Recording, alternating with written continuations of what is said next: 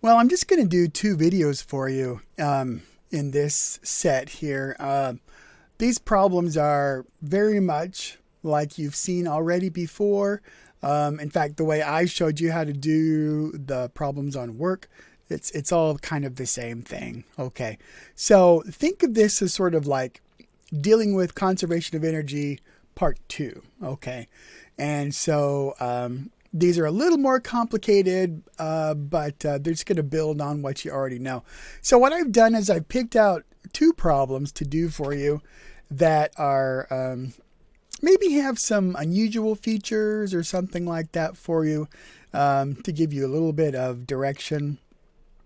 So here we go.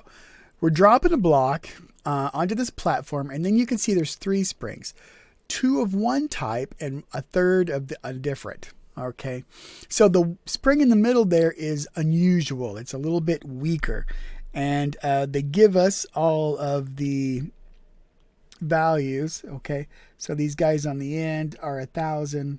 This one's this, but then there's this little gap here. Okay, so that middle spring doesn't come all the way to the top. Now, that little gap might at first seem like it could be a little confusing, but I'm going to show you how to deal with that, and it's really the beauty of using conservation of energy to solve things. All right, but what we want to do before we go anywhere, okay, is we need to get a good after picture. Okay, so if you've got a nice juicy one, okay, nice juicy problem, make sure you have a good before and a good after to compare to each other. Okay, so what we have here is a good before.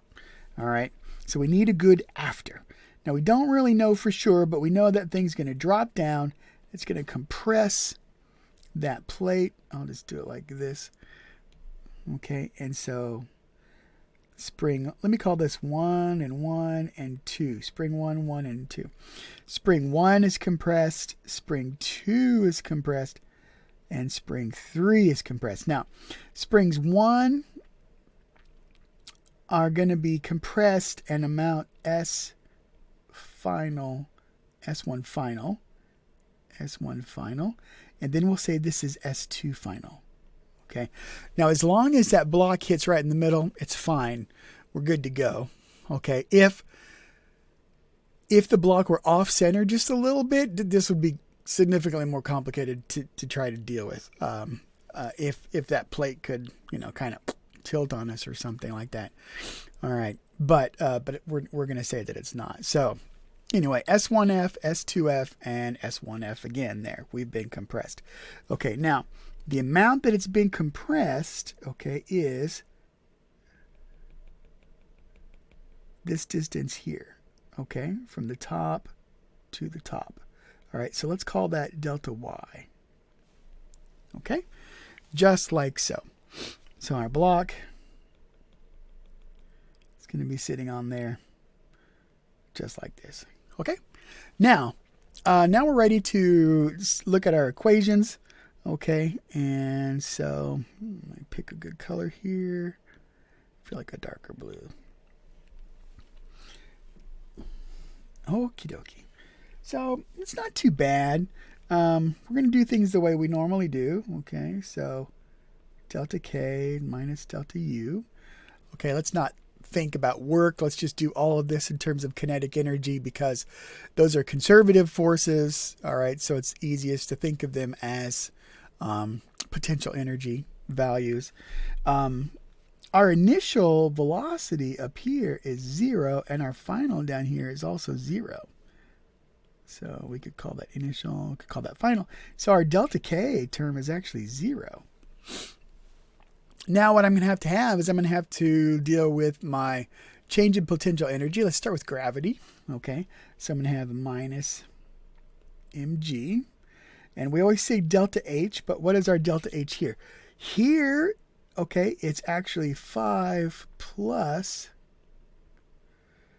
delta Y. Okay, that is not a G.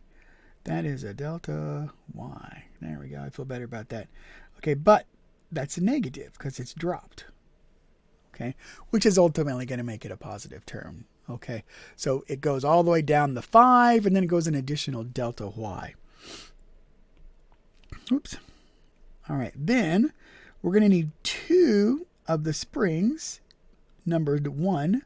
So we got a half K1, and that's S1 final squared minus S1 initial squared,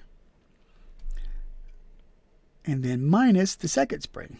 So 1/2 K2 S2 final squared minus S1 or S2 initial squared.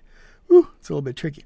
Okay, now we've got some other information we can add in here that's going to make our algebra, make this thing a lot nicer to look at. And that is that the springs are initially uncompressed.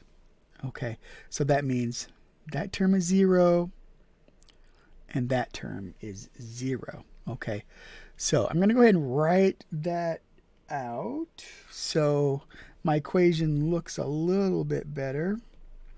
So this one becomes positive, and I've got 5 plus delta y, okay, minus 2 times a half goes, they cancel each other, K1, and then I'm going to have S1 final squared minus a half K2 S2 final squared.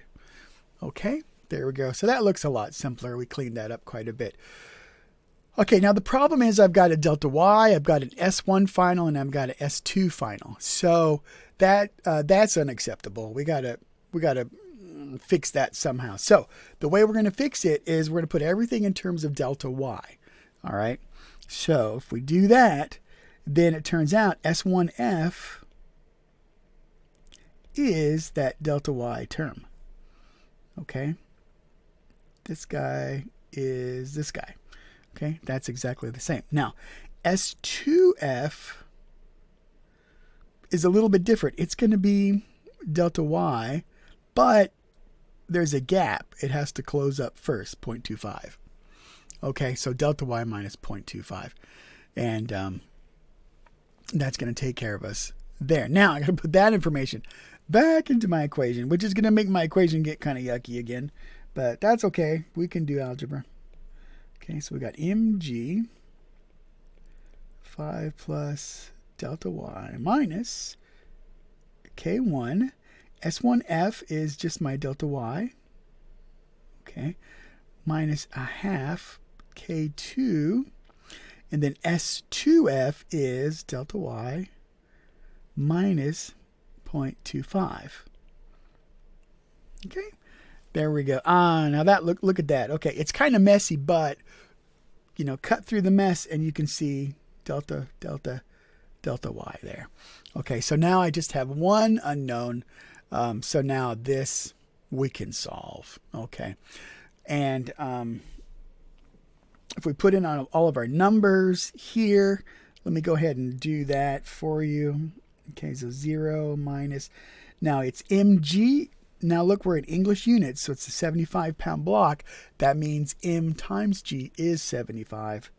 So we got 75 onto 5 plus delta y minus 1,000 delta y squared minus a half times k2. K2 is 1,500. That's 750.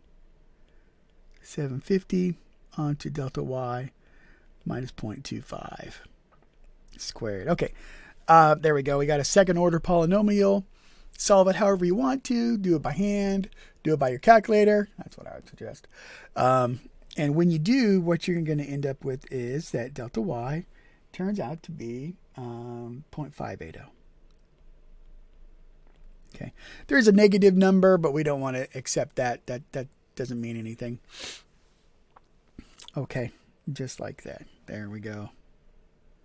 Okay, now the problem asks for, be just a little bit careful.